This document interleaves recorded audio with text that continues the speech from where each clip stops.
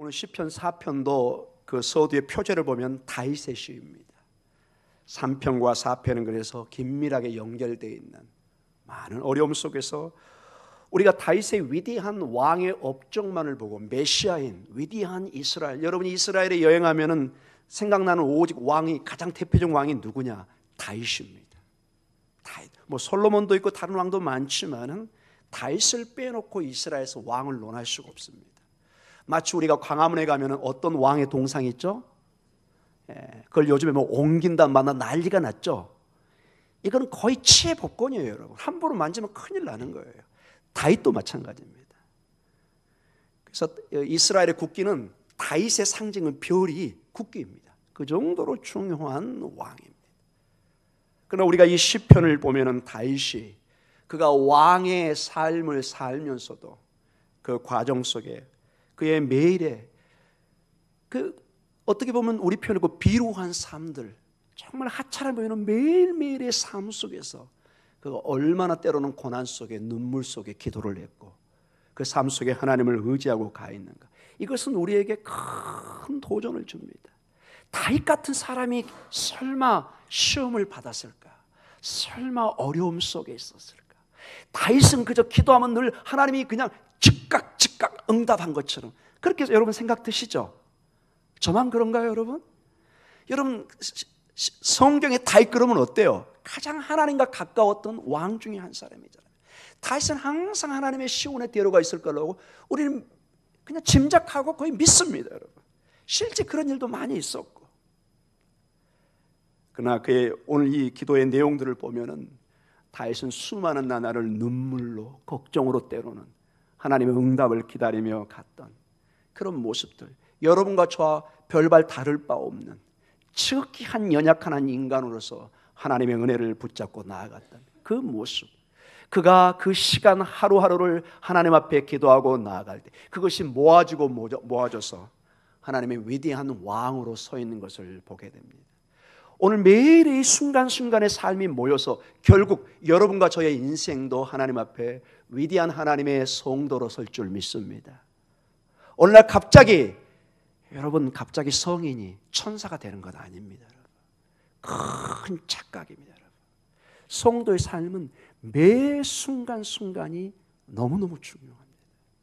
오늘은 대충 살고 내일 잘해보지 절대로 여러분 보장되어 있지 않습니다. 그것처럼 어리석은 인생은 없습니다. 내일 일은 내일에 맡기고 오늘 주어진 인생을 최선을 다해 살아가는 이 시편에 이런 것을 묵상하면서 그것을 여러분이 보셔야 됩니다. 한 위대한 왕의 기도, 와 멋있다, 모범이 된다, 이 차원이 아니라 정말로 이 기도가 한 인생에 정말 정직하게 하나님 앞에 울부짖는 고난 가운데 있는 다윗은 모든 것 시온에 대로가 열릴 것처럼 보이지만 다윗처럼 광야의 삶, 고난의 삶의 여정을 걸어간 왕도 드물 정도로 여러분과 저하고 별반 다를 것이 없는 다윗도 하나님의 은혜 가운데 오늘 1절에 보니까 내게 은혜를 베푸소서. 우리는 이렇게 하나님의 은혜를 구해야 될 줄 믿습니다. 매일매일의 삶이 하나님의 은혜 아니면 나는 살 수 없습니다. 성도는 이 하나님의 은혜를 늘 생각하는 여러분.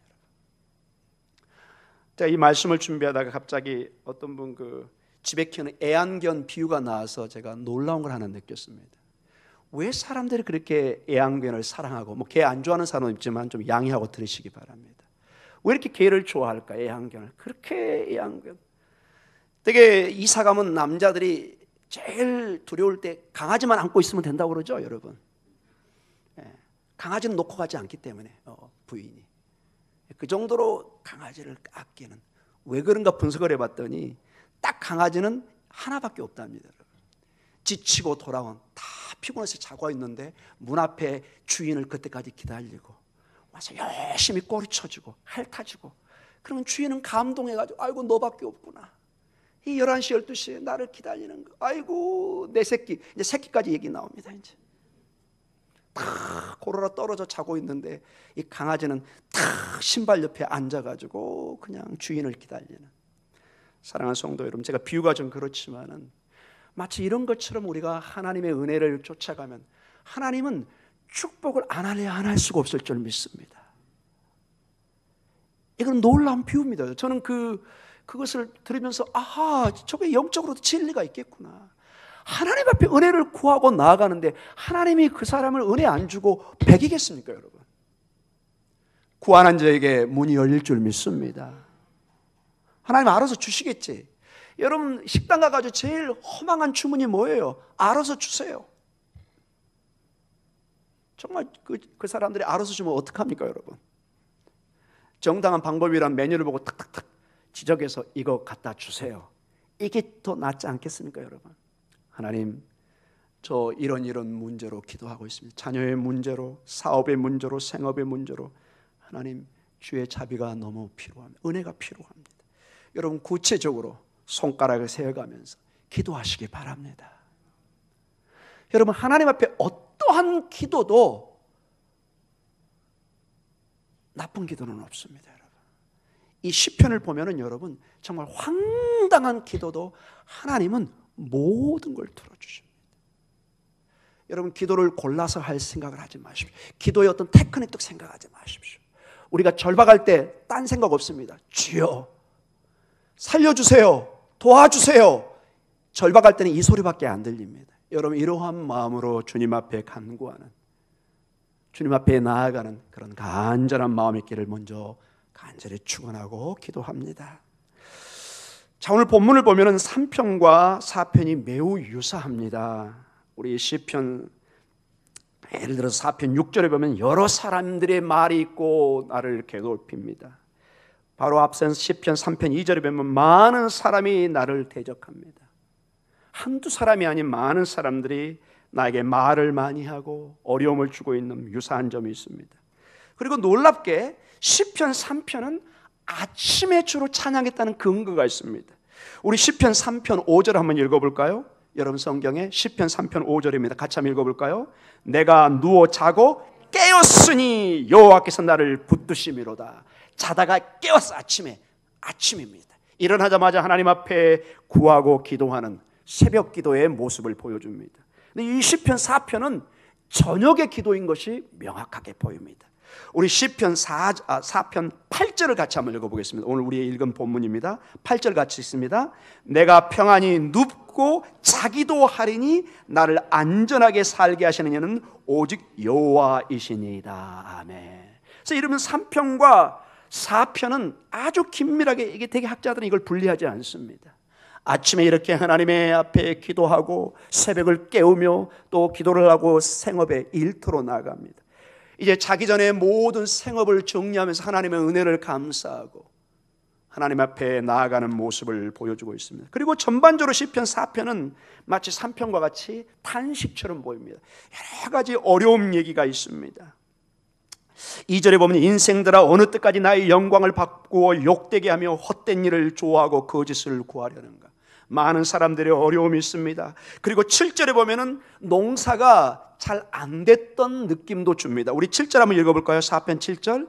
주께서 내 마음에 두신 기쁨은 그들의 곡식과 새 포도주가 풍성할 때보다 더하니이다. 그들은 풍성한데 지금 나는 풍성하지 못한 것 같은 그런 강한 느낌을 줍니다. 지금 빈곤해 보입니다. 뭐든지 잘 안 돼 보이는 순간입니다. 적들은 잘 돼 보이고 모든 게 성공적으로 보입니다. 나는 왠지 모르게 하나님 앞에 은혜를 받지 못하는 것처럼 보입니다. 그럼에도 불구하고 모두 그 내용을 보면은 하나님을 의지하고 찬양하는 신뢰의 내용이, 기쁨의 내용이 강하게 깔려 있는 것을 보게 됩니다. 성도는 항상 기쁨 가운데 기도하는 것이 아니라 어려움 가운데, 고난 가운데 그 하나님의 신뢰를 저버리지 않고 오히려 그 고난 가운데 찬양을, 기도를 하고 있는 모습을 보여주고 있습니다. 여러분의 삶 속에서도 때로는 탄식이 나오고 슬픔이 있고 어려움이 있고 장벽이 보일지라도 그것을 기쁨으로, 찬양으로, 기도로 승화시키는 그런 담대한 믿음의 여정이 있기를 또한 축원합니다. 여러분 우리는 선택할 수 있습니다. 환경은 우리가 때로는 바꾸지 못할 때가 있습니다. 밀려오는 여러 가지 대인관계들, 사업에 우리가 어찌할 수 없는 그런 주어진 환경들이 있습니다. 여러분, 그것은 여러분 잘못이 아닙니다. 그냥 주어질 때가 있습니다. 어려움이 우리에게 다가올 때가 있습니다. 그러나 성경은 얘기합니다. 나를 믿고 나를 신뢰하고 너희는 이 고난 가운데 부활의 주님을, 승리의 주님을, 우리 계속해서 성경을 보면 알파요 오메가 되신, 처음과 끝이 되시는, 어제도 계시고 오늘도 역사하시고 영원히 역사하시는 그 하나님을 의지하고 나아갈 것을 간절히 우리에게 촉구하는 그러한 내용들이 한두 군데가 아닌 것을 보게 됩니다. 여러분, 기쁠 때, 좋을 때는 다 찬양할 수 있습니다. 다 우리 감사할 수 있습니다. 그러나 신앙인의 힘은, 다윗의 힘은 어디서 왔느냐?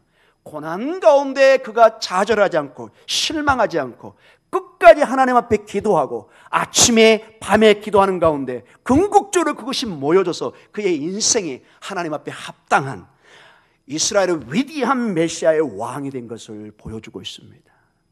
여러분, 오늘 순간에 힘들고 넘어짐, 이것은 절대로 여러분의 인생의 마지막 답이 아닙니다. 지금의 눈물이, 지금의 고난의 기도가 절대로 여러분의 인생의 마지막 기도가 아닌 것입니다. 그게 마지막 결론이 아닙니다. 여러분, 결론은 하나님께서 내십니다. 여러분의 인생은 마지막 하나님이 평가하십니다. 저는 정말로 믿는데, 지금 떵떵거리고 잘 살고 세상적으로 부러워할 만큼 잘 사는 사람이, 지금 눈물로 기도하는 사람의 나중에 정말로 이를 갈면서 후회하면서 부러워할 날이 올 것입니다. 그게 아브라함과 그 다음에 부자와 그 나사라의 그 비유에 보면 압니다. 부자는 늘 차고 넘쳐 막 먹을 게 너무 많아고 걱정해요. 거지 나사로는 밖에서 그냥 던져주는 부스러기 먹고 그냥 그의 마음은 항상 아브라함의 하나님이 가득 차 있었습니다. 잠시 고난 가운데 있었습니다. 그런데 그것이 인생의 전부가 아니었습니다. 이제 정말로 하나님이 평가할 날이 와서 그 나사로는 누구의 품에 있죠? 아브라함의 품에 있습니다. 그 말은 하나님의 품 속에서 이제는 몸부림치고 있는 그 부자의 인생을 보는 것입니다. 여러분, 저는 여러분이 부자 되지 말라는 얘기는 아닙니다. 그러나 무엇을 하든지 하나님 없이 하는 것은 헛되고 헛된 것입니다. 계속해서 성경을 우리가 강조하는 건 뭐냐? 무엇보다도 그 나라와 그 의를 구하고 모든 것을 하나님을 경외하는 가운데 여러분의 인생을 경영해 가기를 촉구하고 있는 것입니다. 자, 오늘 본문에 보면은 1절에, 우리 1절 한번 다시 읽어볼까요? 시편 4편 1절 같이 읽습니다. 내 의의 하나님이여, 내가 부를 때 응답하소서. 곤란 중에 나를 너그럽게 하셨사오니 내게 은혜를 베푸사 나의 기도를 들으소서. 아멘. 내 의의 하나님이여, 의로운 하나님이시여, 공의의 하나님이시여, 내가 부를 때 응답하소서. 중요한 게 여러분, 이 다윗은 다른 사람을 부르지 않습니다. 이게 당연한 것처럼 보이지만 여러분, 매우 중요한 것입니다. 의외로 하나님의 이름을 부르지 않는 사람이 많습니다. 저는 가끔 이게 방송에 보면 막 기도하라는데 부처님 막 부릅니다. 뭐 하나님, 뭐 용왕님, 아니 왜 이렇게 여럿이 불려 헷갈리게 그러면 아무나 내 기도 들어주면 그게 장땡이지, 뭐 이런 식으로 접근을 합니다. 여러분, 세상 사람들이 이렇게 놀립니다. 여러분, 일본에 친구가 있었는데 거기에 많은 신들이 있어요. 그래서 왜 그렇게 많은 신들을 너희 집에 모시고 있느냐 그랬더니 그런 거예요.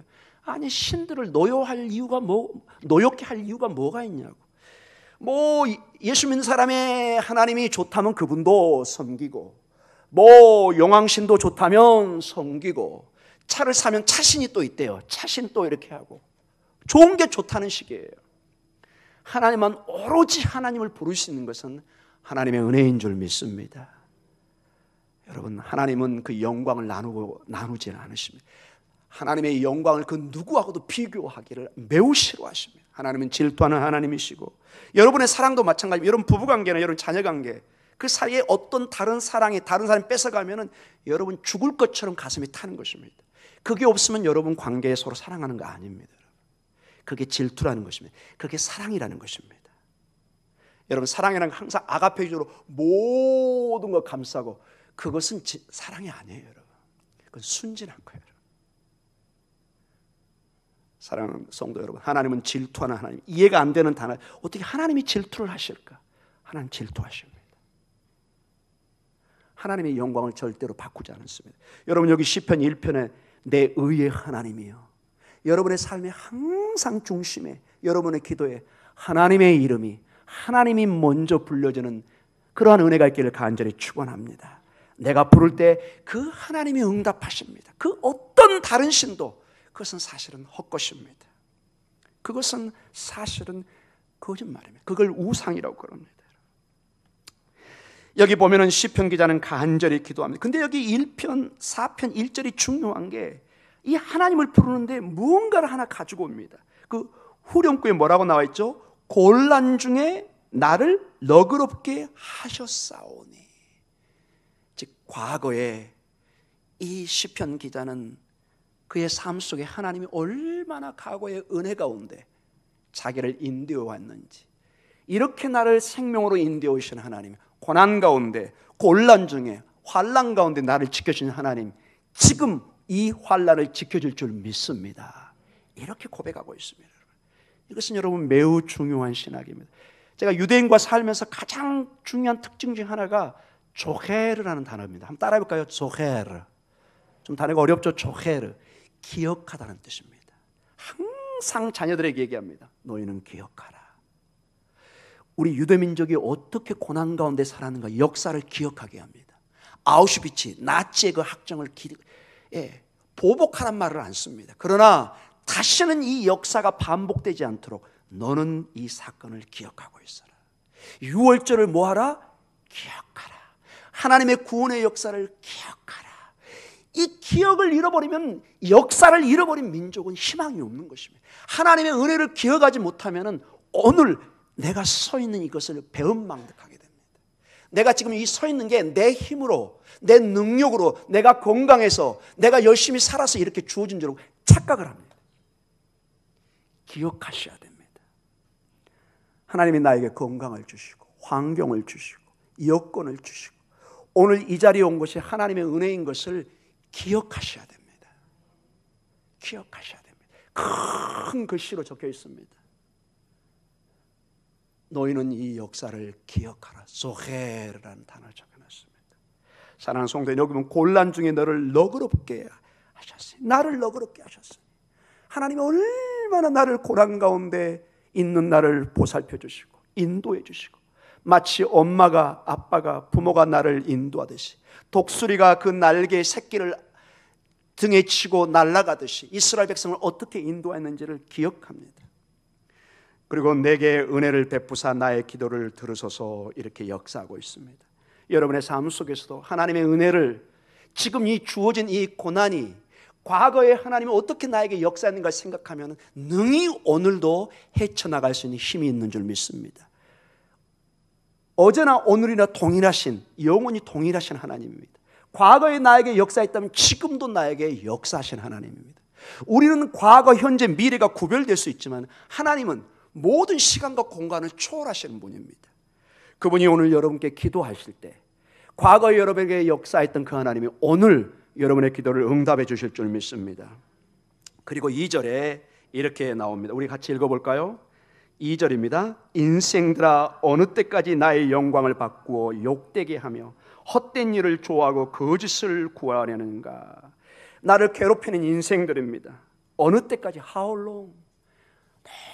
너무 나를 힘들게 합니다. 한두 번이 아니에요. 지금. 하나님 제발 이 고난에서 나를 벗어나게 해주세요. 근데 눈을 뜨면 변한 게 없어요. 너무너무 힘듭니다. 그들은 나의 영광을 욕되게 합니다. 부끄럽게 만듭니다. 자꾸 내 인생을 부끄럽게 만듭니다. 헛된 일을 좋아합니다. 즉 망상과 기만과 속임수입니다. 그들은 하는 얘기마다 나에게 거짓을 꾸밉니다. 그리고 거짓을 구합니다. 여기서 이 거짓을 구한다는 것은 거짓의 우상을 찾는다 뜻도 가지고 있습니다. 즉 하나님이 아니라 그 우상들을 통해서 나를 시험하고, 너의 하나님이 어디 있느냐, 이미 우리가 여러분 3장에 보았죠. 여러분, 너는 하나님으로부터 버림받은 자가 아니냐. 다윗이 아들의 배반을 통해서 감람산을 통해 유대 광야로 맨발로 통하고 온몸이 발이 피투성이가 되어 있습니다. 그 자갈발을 얼마나 아팠겠습니까? 주변 사람들이 조롱합니다. 하나님이 어디 있느냐, 즉 너는 하나님께 버림받은 것이 아니냐. 그 수많은 조롱 가운데 그가 서 있는 것을 보게 됩니다. 그러나 다시 한번 3절로 우리 오늘 여기까지만 보고 기도의 시간을 갖도록 하겠습니다. 우리 3절 읽어보겠습니다. 여호와께서 자기를 위하여 경건한 자를 택하신 줄 너희가 알지어다. 내가 그를 부를 때 여호와께서 들으시리로다. 아멘. 다윗은 확신합니다. 주님, 경건한 자, 즉 하나님을 경외하는 자, 하나님을 두려워하는 자, 하나님이 그 기도를 반드시 응답해 주실 것을 믿고, 오늘 응답해 주지 않는 것처럼 보이지만 하나님의 때에 반드시 응답해 줄 것을 믿고, 왜냐? 과거에 이미 경험을 했습니다. 그래서 의심하지 않습니다. 오늘 당장 응답이 보이지 않는 것처럼 보이지만 그를 부를 때 반드시 여호와께서 들으시리라. 이러한 제목으로 오늘 기도를 마쳐가는 것을 보게 됩니다. 자, 두 가지로 여러분에게 오늘 기도의 제목을 도전을 받기를 원합니다. 자, 오늘 이 시편 기자는 따라 볼까요? 하나님의 자비와 긍휼을 의지하는 기도를 드린다. 긍휼을 의지하는 기도를 드린다. 자, 여기 보면은 여러분, 가장 먼저 이 시편 기자 다윗의 가장 중요한 기도의 마음은 하나님 앞에 간절히 기도합니다. 그분의 자비와 긍휼을 의지합니다. 이 얘기는 뭐냐? 나는 도저히 받을 자격이 없는데 하나님 당연히 나를 축복하셔야죠. 내가 이스라엘의 왕인데, 이런 식으로 다가가지 않습니다. 하나님, 나는 정말 자격이 없습니다. 정말 나는 하나님 앞에 죄인입니다. 그러나 주의 긍휼로 나를 돌보아 주시옵소서. 여러분 1절에 보면, 우리 1절 한번 다시 한번 읽어볼까요? 1절을 한번 다시 한번 읽어볼까요? 내 의의 하나님이여 내가 부를 때 응답하소서. 곤란 중에 나를 너그럽게 하셨사오니 내게 은혜를 베푸사 나의 기도를 들으소서. 여기서 보면 내게 은혜를 베푸사, 이게 좀 전문적으로 하나니라는 특별한 의미입니다. 제발 이 뜻입니다. 하나님 제발 저에게 은혜를 베푸소서. 이 말의 뜻은 나는 받을 자격이 없지만 주의 은혜로, 주의 긍휼로 나를 도와주십시오. 이 하나니라는 뜻이 그것을 강하게 내포한 단어입니다. 우리 이 성경 번역으로 이걸 다 번역할 수가 없어요. 이 뉘앙스를. 다윗은 하나님 저에게 은혜를 베푸신데 내가 뭐 할 자격이 없다고요? 나는 이것을 구할 자격이 없는 사람이에요.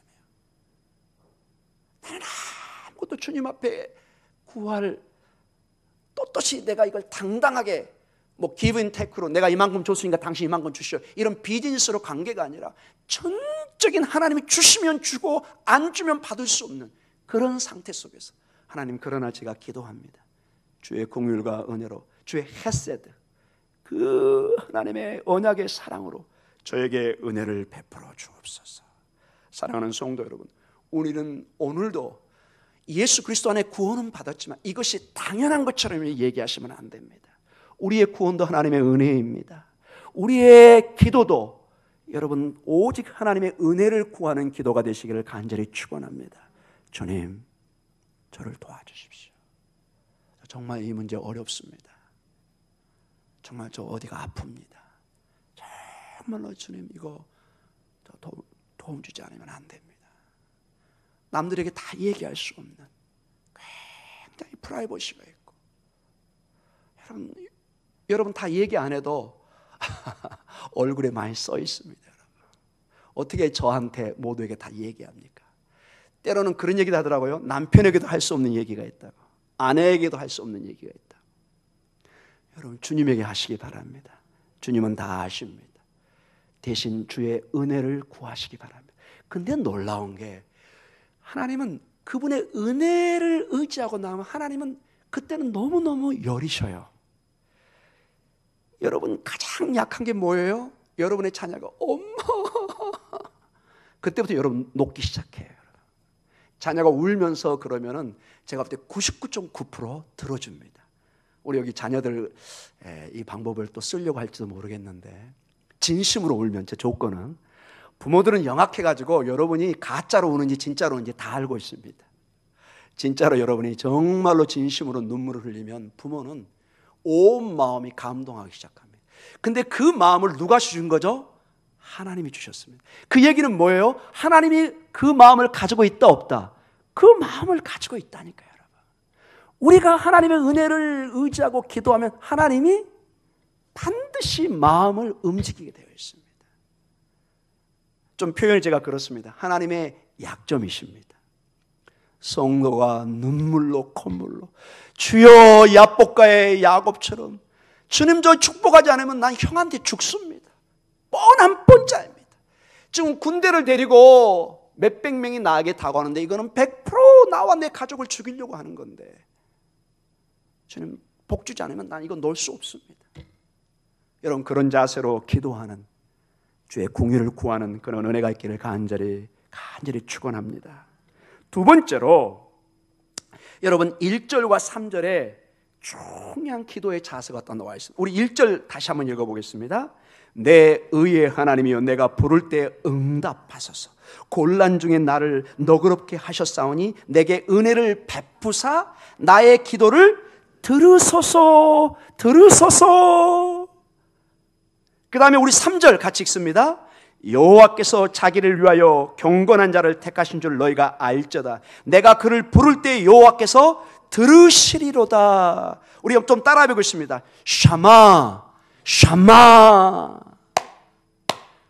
여러분 하나님은 기가 없죠. 영이신가. 그런데 놀랍게도 기도를 이럴 때 우리 인간적인 단어를 씁니다. 하나님은 마치 귀를 가지고 우리를 들어주는 것처럼 우리의 기도에 들어주신다. 이건 또 어떤 중요한 얘기가 있느냐. 또 다른 하나님의 약점입니다. 마치 자녀가 간절히 요구하면 부모가 뭐 하죠? 듣습니다.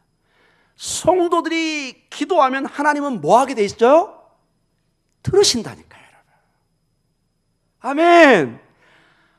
우리가 기도하면 이 기도의 놀라운 점이 뭐냐? 하늘 보좌에서 하나님께서 귀를 이만큼 요셔가지고 우리의 기도를 들으십니다. 우리 장로님이 무슨 기도를 하나? 우리 권사님이, 우리 집사님이, 우리 성도님이 오늘 무슨 기도를 하나? 어떤 분은 가끔 이런 얘기를 하더라고요. 아니 그거 간구하기 전에 미리미리 좀 주시지.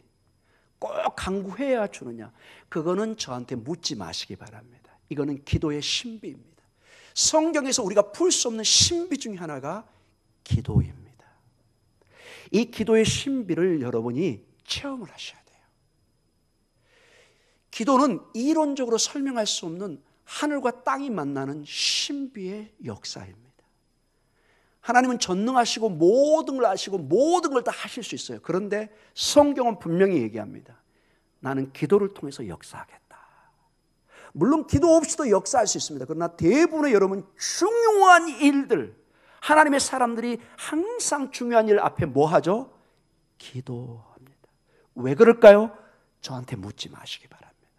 성경은 너희의 입을 크게 열고 내게 부르짖으라. 크고 비밀한 것을 너희에게 보이리라. 채우시라. 이게 예레미야서의 예언입니다. 너희는 간구하라. 문을 두드리라. 찾으라. 구하라. 전부 다 기도의 요청. 근데 그게 단어가 그냥 권면이 아니에요. 강한 명령조예요. 기도를 하라는 거예요. 마치 여러분 그 생각이 나더라고요. 이 본문을 보다가 여러분 자녀가 막 밥을 안 먹어요. 아무리 먹으라도 안 먹어요. 마지막 부모의 한계점이 도달하면 어떻게 돼요? 좀 먹어 이놈아! 이 소리 나올 수밖에 없잖아요, 여러분. 그거예요, 여러분. 좀 심하게 얘기하면 기도하라. 네가 살려면 기도하라. 제가 몇 번 얘기했죠, 여러분. 어려운 일이 있는데 기도를 안 하는 사람이 있어요. 정말 세상 사람은 이해가 돼요. 근데 신앙인이 이 기도의 능력을, 신비를 잃어버리면 정말로 신앙의 장애자가 되는 것입니다. 가장 신비한 이 하나님의 준 신비의 선물을 놓쳐버리는 거예요, 여러분. 저는 생각합니다. 여러분이 정말로 이 하나님의 기도의 신비를 깨달을 때까지 어떨 때는 여러분에게 어려움을 줄 수도 있습니다. 정말 여러분이 납작 엎드려서 하나님 나 죽었습니다. 이제 내가 다 인간적으로 써봤지만 이젠 기도에는 방법이 없습니다. 그럴 때까지 기다리고 있는지도 모릅니다. 사랑하는 성도 여러분, 기도에는 이런 이유가 없는데 놀랍게도 우리가 기도하면 하나님 뭐 하신다고요? 들으십니다. 자녀가 요구를 하면 부모가 신경을 쓰듯이 물론 바쁘시다 안 할 수 있지만 정상적인 부모라면은 자녀의 말을 듣게 되어 있습니다. 하나님은 우리의 연약한 인간과는 차원이 다른 우리의 기도를 들으시고, 자, 오늘 두 가지입니다. 우리의 기도가 하나님의 긍휼, 은혜를 의지하고 나아갑니다. 그리고 성도의 기도는 반드시 하나님이 들으신다는 굳건한 확신 속에, 아무리 단식의 일이 있지만 유일한 길은 나에게 하나님 앞에 기도하는 길이라는 것을 다윗은 뼈저리게 체험한 것입니다. 내가 유일하게 살 수 있는 길은 누구에게 나가는 길이에요? 하나님 앞에. 내가 기도할 때, 그를 부를 때 여호와께, 다른 사람이 아닙니다. 여호와께서 들으십니다. 자, 1절에 내가 하나님 앞에 나아가 기도합니다. 3절에 여호와께서 들으십니다. 오늘 이러한 놀라운 은혜가 여러분의 기도 가운데 있기를 간절히 축원합니다. 아멘.